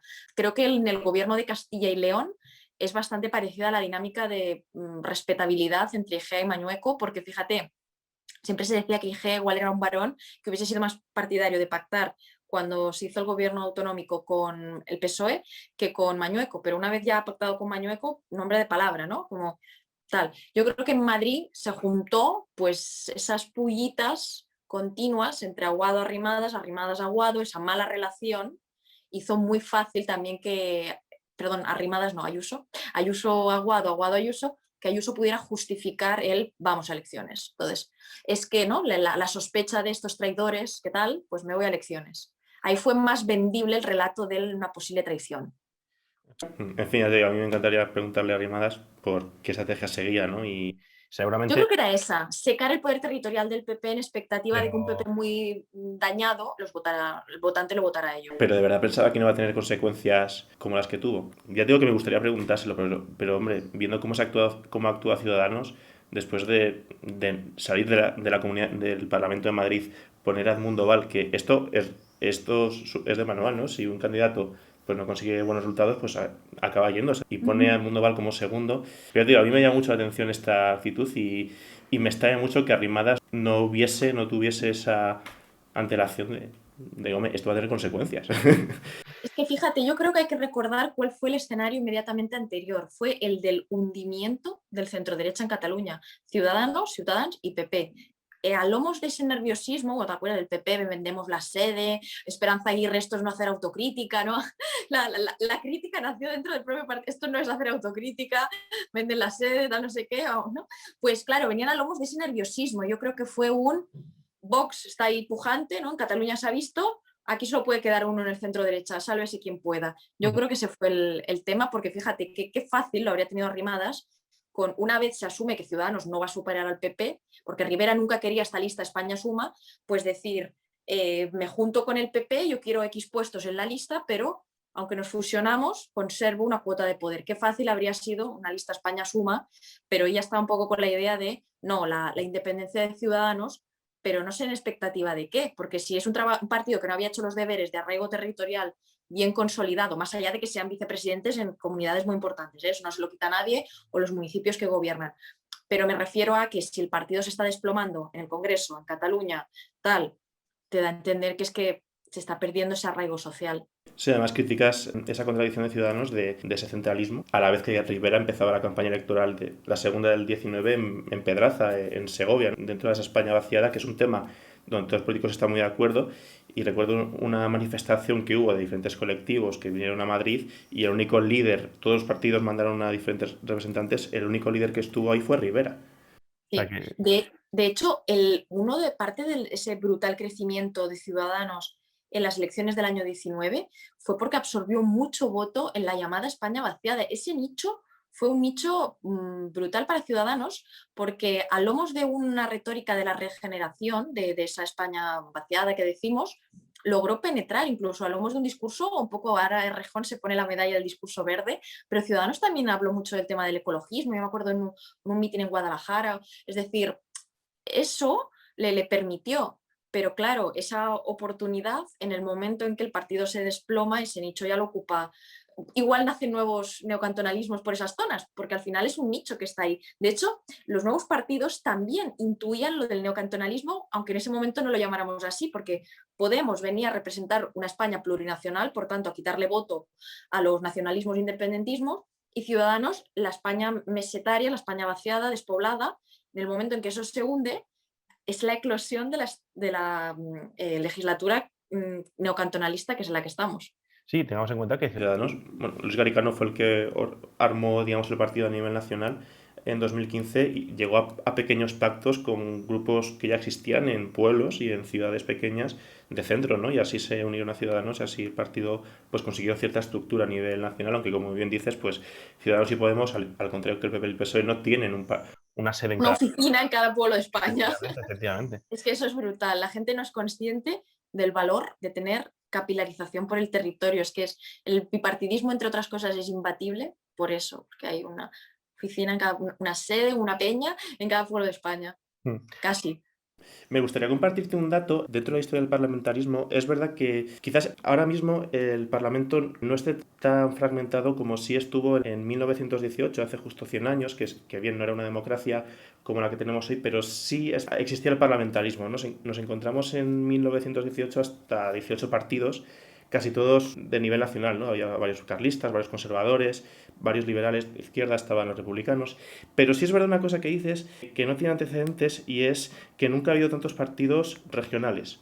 Nunca ha habido tantos partidos que no tienen sede en Madrid, como acabas de decir. Quiero preguntar si consiguen surgir por el desgaste de Podemos y Ciudadanos. Absolutamente. Mira, fíjate, el independentismo catalán, una de las ideas o uno de las obsesiones en este tiempo, es decir, un partido como Podemos, que en el fondo decía, bueno, el referéndum sí, ¿no? El referéndum para el independentismo catalán, un referéndum pactado. A muchos independentistas eso les sentaba peor prácticamente que la línea del PP, porque era un poco la idea de este voto se va a ir, el voto que ellos consideraban que era para el independentismo, se va a ir a esta candidatura. Y eso se vio en el Congreso del año 15 y del año 16, como en Comú Podem sacó, creo que muchos más escaños que Esquerra, ahora lo digo de cabeza, y la cosa fue que en el momento en que Podemos empezó a perder credibilidad por ese flanco, que es cuando Errejón dice, se han convertido en la nueva Izquierda Unida, porque en el fondo la diferencia entre Izquierda Unida y Podemos son muchas, pero una muy importante, el tema de la plurinacionalidad o de la defensa de la creencia en un Estado plurinacional, ¿no? Entonces, el momento en que Podemos se desploma en Galicia, va menguando en otros lugares, es cuando Errejón dice, es la nueva Izquierda Unida, entre otras cosas, por el porcentaje de escaños en el Congreso, 34, 35, más menguados que aquellos 71 soñados por Podemos, pero por la pérdida de ese flanco. Claro, Esquerra creció en las elecciones del 19, las dos, porque en Comú Podem cayó, Por tanto, esa simbiosis entre una izquierda que es independentista y una izquierda que es soberanista, y dentro de ese soberanismo, independentista sí, independentista no, ¿no? Pero esa defensa de la posibilidad de un referéndum o de una consulta o lo que sea, muchos independentistas les sentaban fatal. Y claro, a veces la lectura que se hace es que Podemos ha avivado los identitarismos. Yo haría otra lectura, porque yo creo que Podemos, en cierto modo, parapetó o dio una vía posibilista a mucho independentista que a lo mejor si ese referéndum se hubiese producido, porque en Cataluña hay muchas personas soberanistas, esto hay que diferenciarlo, aunque les parece lo mismo, pero hay muchas personas que se consideran soberanistas a favor de un referéndum, pero que no independentistas. Entonces, tal vez Podemos incluso abrir una vía posibilista. Me gustaría hacer esta contralectura, porque si todo es identitarismo, ¿cómo explicamos la aparición de Teruel existe? O la entrada en el Congreso de Teruel existe? O Más Madrid, o si todo es identitarismo. No, es que a veces hay territorios que también impugnan ciertas cosas de cómo funciona la política en España. ¿Vale? Que yo creo que las dos tesis no son excluyentes. Un identitarismo exacerbado por una socialización en un tablero independentista netamente, o una comprensión, unos medios que consume el votante independentista, que le da la razón todo el tiempo, pero luego también esa vía posibilista que abrió Podemos. Y lo mismo Ciudadanos. En el momento en que fracasa la idea de un partido regeneracionista, tal vez, como tú has dicho, pues todas esas personas que igual antes iban con Ciudadanos dicen, voto otra cosa. Aunque siguen teniendo esa demanda de la despoblación, ¿no? Pero voto otra cosa. Es que decía Rivera, ya nunca más, decía, nunca más la gobernabilidad volverá a depender de los que quieren romper España. Se hunde Ciudadanos y crecen los partidos regionalistas, nacionalistas, pues está saliendo un negocio redondo. No lo incluyes en el libro, pero te quiero preguntar por el resultado de Más Madrid en las elecciones autonómicas. Uno de los análisis que se hace es que, bueno, Más Madrid gobernó, aunque tenía otro nombre, con Carmena, durante 4 años, 4 años en los que se organiza toda una red de círculos, como queramos comentarlo por la ciudad, que han permitido, entre otros factores, esa victoria. ¿Cómo analizas eso y cómo analizas que el PSOE, en una autonomía que no sea Galicia, País Vasco, Navarra o Cataluña, quede, no sea ni primera ni segunda fuerza? Sí, vamos a ver. Yo creo que Más Madrid y Ayuso, que al final han sido como la revelación de estas elecciones, comparten el mismo elemento en común. Se han centrado en las cosas del comer, en un contexto de incertidumbre, pues la gente que está en ERTE tiene miedo de pasarse al ERE o directamente ser despedidos mañana, o que se les acabe la cuantía que ingresan, o que los echen a la calle, o que quiebre su negocio, o el autónomo que no puede pagar las facturas. Pues en un momento de incertidumbre y de necesidad material, son dos candidaturas que han apelado a eso, las cosas del comer. Ayuso, pues en su ideología pues, liberal o de derecha, y Mónica García, antes al principio hablábamos de Thatcher, ¿no?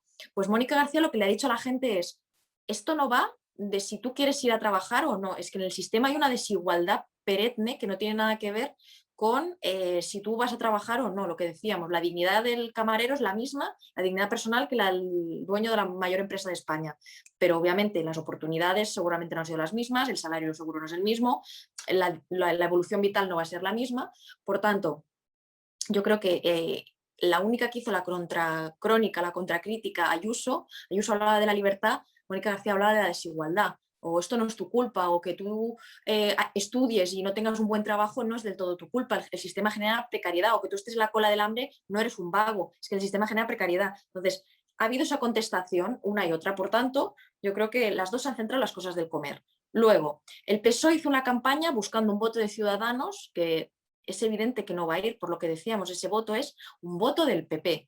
El voto de Ciutadans solo va a ir a PSC en Cataluña. En el resto de España es que la correlación es casi total entre votar a Ciudadanos y volver al PP o irte a la abstención o igual alguno se va a Vox. Mucho más residual ese voto que de que se va de Ciudadanos a Vox. Pero se va al PP. Por tanto, hicieron una campaña errática donde incluso la noción de esto es una campaña de Sánchez desde Moncloa. Porque al final es lo que te digo a la gente, en las elecciones autonómicas les gusta discursos autonómicos. Si aquí estamos luchando el sanchismo contra el antisanchismo, a Ayuso le funciona porque ella quiere ser la presidenta de Madrid, ¿no? El antisanchismo, pero al sanchismo no deja de ser el señor que está en la Moncloa, es otra comprensión, otra óptica. Faltó un discurso apelando más a lo que pasa aquí, que sí que hizo Mónica García. Y por último, ahí también lo que desdibujó todo el tablero fue Podemos. Podemos, con esta idea del fascismo y democracia, sin quitarle un ápice de gravedad, esto que quede claro, a las amenazas recibidas en campaña por parte de todos los políticos, entre ellos Pablo Iglesias, en un contexto de necesidad material, el ciudadano dice, pues, a ver, un fascismo, la gente no piensa un fascismo va llegando, un fascismo nos da miedo a todos, pero la gente está, ¿cómo voy a pagar la factura de este mes? Y claro, entonces un discurso del fascismo y dices, vale, un fascismo que se quería asimilar a Vox, pero es que Vox ya no causa miedo en la gente, porque la gente sabe que es un partido que ya se ha convertido en una suerte de muleta del PP, no va a rebasar al PP. Dos, es un partido que ya se ha visto que estos discursos adanistas, incluidos Ciudadanos y Podemos en su momento, tienen un tamiz en las instituciones, no se aplica todo el programa de Vox mañana, por muy incómodos que nos resulten en el discurso de los menas o ¿no? toda una serie de acciones. La gente ya sabe que ese partido no va a arrasar con todo el poder. Por tanto, ese miedo que antes movilizaba a la izquierda, yo creo que ha dejado de movilizar. Esto es importante. Y todos estos errores que hemos ido comentando. Te quiero preguntar por Vox. Me llama mucha atención en la noche electoral la comparecencia de Rocío Monasterio, que se la veía en el Berlinche, ¿no? Se la veía cabizbaja y, bueno, con rabia, ¿no? Por no haber crecido mucho. Y luego llegó Abascal, ¿no?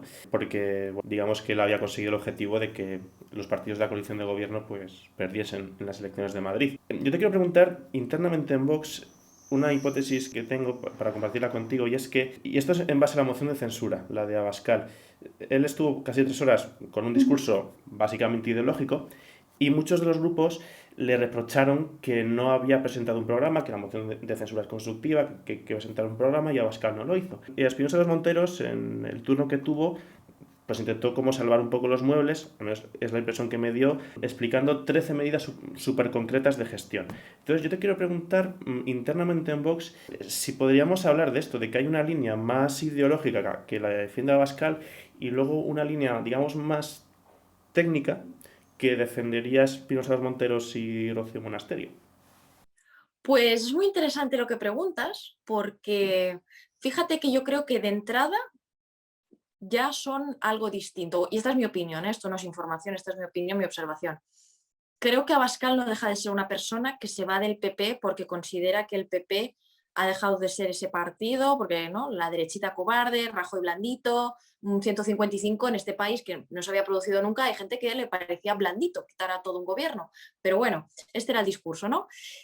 Entonces, no deja de ser alguien que se va rebotado del PP y por tanto es alguien que yo diría, es un señor del PP que ha fundado otro partido. De hecho, en el PP al principio lo llamaban Santi, ¿no? Como si fuera algo suyo. Y eso ha lastrado en cierto modo al PP, porque como lo sentían suyo, no han podido poner pie con pared. Muchas veces era, pero ¿no? Si este señor es de aquí, todo el mundo de 10 años anteriores conoce a Santiago Abascal, una persona que haya estado más de 10 años, los últimos 10 años del PP lo conocía. Entonces, yo diría es un señor del PP, pero que en su discurso ha incorporado una serie de elementos, no sé si son los asesores, pero que se suponen que son los elementos estos como del populismo, nuevo populismo de derechas, pues un poco esta línea Trump de, yo qué sé, el virus chino, como un poco la línea, el trato a los medios de comunicación, la idea de las fake news, es decir, todo esto que ha incorporado en su discurso, yo no sé si ha sido como estrategia comunicativa o la idea de lo políticamente correcto, que esto también es muy trampiano, la idea de hay unos medios que nos dicen la verdad porque hay unos poderes que tal y cual, ¿no? Como instigar esa desconfianza en la población para nosotros os decimos la verdad. Pero entonces eso se contrapone con, sí que es cierto, un Espinosa de los Monteros y una Monasterio que, fíjate, yo no te diría son unos señores del PP, pero sí que es cierto que dan una imagen mucho más... Yo creo que ellos están más ideologizados, pero dan una imagen mucho más técnica, lo cual es curioso, porque yo creo que ellos tienen una ideología que no es la del PP, pero dan una imagen mucho más técnica. Es más, por lo que me han comentado compañeros que siguen a Vox, esta idea de, ostras, a ver si sacamos voto, esta idea lepenista de en los barrios humildes, hay que ir a hacer la estrategia a los barrios humildes porque esta gente nos puede votar, dicen los periodistas, lo pongo en cuarentena porque me lo dijo un periodista que sabe, de que sale de la idea de la cabeza de Monasterio, porque ya al final era arquitecto, pues sus proyectos, pues la persona con la que trabajaba en la obra, el tal, ¿no? Esta idea de, oye, esta gente puede ser potencialmente un votante de Vox. Yo creo que hay diferencias, pero no sabría cuáles son las categorías exactas. ¿Sabes? Sí que creo que tienen más ideología en Monasterio y Espinosa, pero igual Espinosa parece más técnico o da una imagen como mucho más técnica. Yo creo que al final también Abascal es el líder carismático de ese nicho de voto, porque esto es como Errejón y Iglesias. Errejón puede ser muy técnico y muy inteligente, pero el que a su electorado le ponía el corazón en la boca era Pablo Iglesias. Y sin embargo, Pablo Iglesias, en su moción de censura, me llamó poderosamente la atención que en esas 3 horas, obviamente sí está la cosa ideológica, pero hizo propuestas muy concretas, ¿no? Además, casi región por región, ministerio por ministerio. Esta es una cuestión que abordas en el libro, que en esos años como que la población votaba un poco para el show, ¿no? No, esto no lo dices tú, esto lo comento yo, ¿no? Tú comentas que el Parlamento se convierte en un plato de televisión, en un show, y yo, bueno, tengo un poco la idea de que quizás votamos un poco para eso, para ver los zascas que se dan. Creo que Pablo Iglesias, en esa moción de censura a Rajoy, presenta un programa muy técnico, vamos, le da un carisma yo creo que muy presidenciable, ¿no? Pero bueno, tú sigues comentando que en el momento de llegar la pandemia, todo ese show que se ha ido construyendo durante años se cae porque la gente tiene problemas más concretos. Bueno, te quería comentar esto, ¿cómo lo ves? Sí, o sea, es tal cual así. Es decir, creo que la ciudadanía española ha sido transigente con esta hiperinflación de discursos, de calentamiento del discurso, del debate político, porque han sido unos años de relativa estabilidad, de mucha precariedad generalizada, y eso es la mecha de la polarización. La gente está muy precaria económicamente, pero ha habido como, ya no era la crisis brutal, pura y dura, despidiendo gente cada día y gente desahuciada casi todos los días. O sea, ha sido un tiempo de calma en el que tal vez hemos sido más tolerantes con toda esta hiperinflación política, y un poco la crítica en el libro es, tú a la gente le preguntas qué ha pasado en estos años, ha tenido la sensación de que han pasado muchas cosas, pero yo digo, si por cosas entendemos show, todo el que hayas querido, si por cosas entendemos leyes, hay una correlación clarísima entre ingobernabilidad, y este es otro factor muy importante, creíamos, o sea, hay una correlación clarísima entre ingobernabilidad y abuso del decreto ley, que es una fórmula donde el gobierno, ¿no? Esto lo queréis, sí o no, aquí está mi ley. Normalmente las leyes, que lo sepan los oyentes, espectadores, pues van a la Cámara, se debaten, ¿no? Un proceso más largo. El decreto ley es que el gobierno ya trae su ley hecha, votáis sí o no, y luego se puede tramitar por decreto ley y abrir un poco más el margen a la participación de los grupos. Pero de entrada la esencia del decreto ley es mayoritario, por eso solo se usa para urgencias. Entonces, creíamos que más partidos harían un ejecutivo más dialogante y se ha convertido en un ejecutivo todavía más de mano férrea, autoritario, de imponer, autoritario, que quede claro en el sentido de imponer su autoridad. Porque en el libro yo digo todo el tiempo, España no ha sido una dictadura, ni con Sánchez ni con Rajoy. Afortunadamente, España no es una dictadura, aunque se habló esta barbaridad de la dictadura constitucional con el tema del estado de alarma. El estado de alarma, en tanto que lo podían tumbar los grupos, y aunque no fuera por eso, no tiene nada que ver con una dictadura. Pues bueno, entonces, hemos visto, volviendo a tu pregunta, que a nivel de elaboración de leyes, presupuestos, bueno, se han prorrogado, pocas leyes, por tanto, somos conscientes de que ha habido una hiperinflación del discurso político, pero la vida de la gente no ha cambiado. Y un poco lo que alerto es eso, que en un momento de pandemia, fíjate lo que hablábamos, que ha votado la gente, partidos que han hablado, que han superado la mentalidad de el discurso. No, no, la gente quería saber las cosas del comer. Entonces, somos menos tolerantes en tiempos de crisis con la hiperinflación de los discursos. Y también hablo del riesgo del paso del ciclo marketingiano, que ha sido todo este ciclo de marketing, repeticiones electorales, relatos, discursos, al ciclo polarizante, que es la idea de la gente ya se harta de la pompa y el artificio y es como que quiere votar formaciones como que le susurran como no, crispación, no sé qué, todo, porque la gente está como muy harta de que la política solo viva para sus intereses de la política, que es el relato, el ganar votos, el ir a elecciones. La gente, pues ahora voy a votar, ¿no? Como una especie de contrarreacción a partidos que van a meter como ahí discursos duros o van a hacer cosas duras. Sí, sí, sí, es un comentario un poco de barra de bar, pero yo lo veo así. Creo que en muchos aspectos laborales hay una confrontación, muchos reproches, muchos zascas en empresas y es un poco el día a día de mucha gente y quizás para tener ese espectáculo, esa emoción, quizás yo creo que votamos con esa idea. Y si te sirve mi testimonio para alguna idea que puedas elaborar, yo como votante de Ciudadanos, yo me planteé el voto cuando pensé, vamos a ver, ¿por qué tengo que votar un partido que es bisagra? De verdad, los dos partidos necesitan un tercero para ponerse de acuerdo, no pueden ponerse de acuerdo sin una bisagra. Y claro, luego pensaba, vamos a ver, y ya leyendo el libro tuyo, el haber necesitado de convergencia del PNV es una cosa, pero Ciudadanos no le quita votos a convergencia al PNV. Ciudadanos le quita votos al PSOE y al PP. Entonces, ¿para qué es necesario un partido así que además está con el tema del show y tal, que sí, que se las da muy de técnico, ¿para qué si los que se tienen que poner de acuerdo son los que tienen más poder, ¿no? Sí, la verdad que es una reflexión muy buena, porque incluso yo creo que ese revisionismo ha sido muy dañino para la derecha, la idea de, y como un pecado, ¿no? Como si fuera prácticamente un pecado político, ¿por qué pactabais con Convergencia y tal? Es que en ese momento no existía otro partido, no existía Ciudadanos, ¿sabes? Es como, ¿por qué se ha descargado esa culpa encima del PP cuando durante muchos años, y esto es así, la estabilidad vino dada por esos partidos generaban estabilidad, los que han generado inestabilidad han sido los independentistas, no Convergencia. Igual podía uno impugnar, por supuesto, porque Convergencia tiene más capacidad de lograr una carretera o una competencia que cualquier otra región de España. Pero yo también digo, bueno, otras regiones de España, si no gobernaba Convergencia, es que gobernaba PP o PSOE. Es decir, ¿por qué no favorecían a ese territorio PP o PSOE que gobernaban en ese otro territorio donde no estaba ni el PNV, ni Convergencia, ni Coalición Canaria? Entonces, sí que es cierto que ese revisionismo le ha hecho daño a la derecha, porque, fíjate, hablamos de las fortalezas del PP. La principal debilidad del PP es que necesita 176 escaños, él solito o con Vox. No puede contar. Yo no veo al PNV en una ecuación con Vox, vamos, lo rompe como partido. A Junts, supuesta heredera de Convergencia, muchísimo menos, vamos, Esquerra ni hablar. Es decir, y muchos partidos regionalistas ni siquiera se van a acercar al PP si está Vox mediante. Por tanto, esa revisión, ese proceso revisionista del PP de qué hemos hecho mal, porque alguien dice que era Ciudadanos que hemos hecho algo mal, digamos que llevó primero a un giro centralista del PP, no porque sí existe Pablo Casado, como hemos hablado antes, un líder muy nacido en el aguirrismo, en la visión madricéntrica de la política, y luego eso lleva, cuando se abre la espita ya, a Vox, partido como, yo creo que de una reivindicación nacionalista español sin ambajes, algo que el PP siempre parecía como que somos patriotas, ¿no? O somos españoles, pero esa reivindicación tan emocional no se había hecho así. Ese revisionismo le ha hecho al PP que no se puede entender con los partidos regionalistas, independentistas, por supuesto, o nacionalistas. Es que la ecuación de Vox.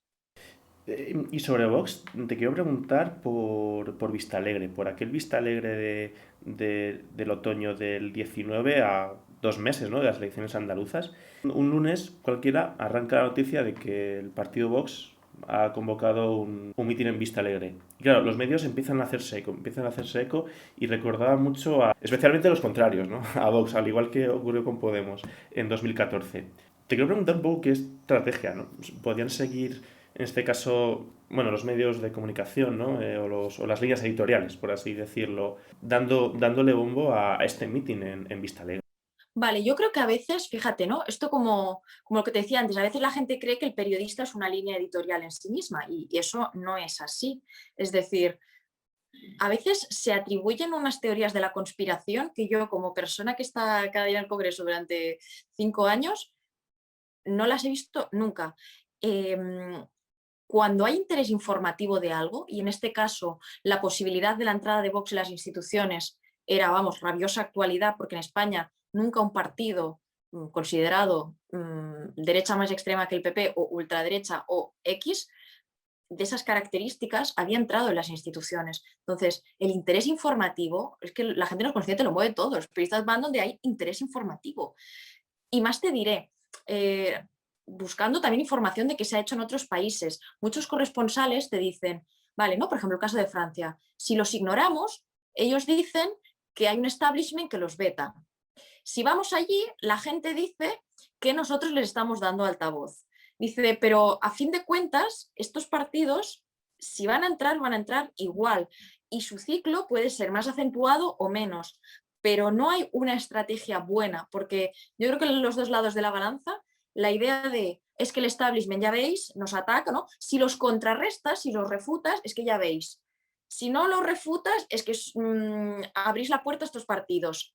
Y dices, de acuerdo, es decir, entonces a veces es que yo creo que hay aguas de fondo que se dan y en este caso el interés informativo era total. Es más, ¿en qué lugar quedan los medios de comunicación si un partido que no va a entrar en las instituciones de pronto saca X escaños que sacó? O sea, es que verdaderamente, ¿no? Es como, también hay esto lo llamado climas de opinión no detectados. Yo creo que es un partido que también sabe jugar mucho con las redes sociales, estos climas de opinión donde a veces los periodistas parece que no llegamos. Lo que dicen algunos politólogos, esto yo no lo he estudiado, pero eso escuchaba gente solvente, es que no había un clima de opinión no detectado con Vox. Es que en la semana que no se pueden hacer encuestas, hubo una reordenación de voto hacia Vox. Es decir, mucha gente apostó por votar a Vox.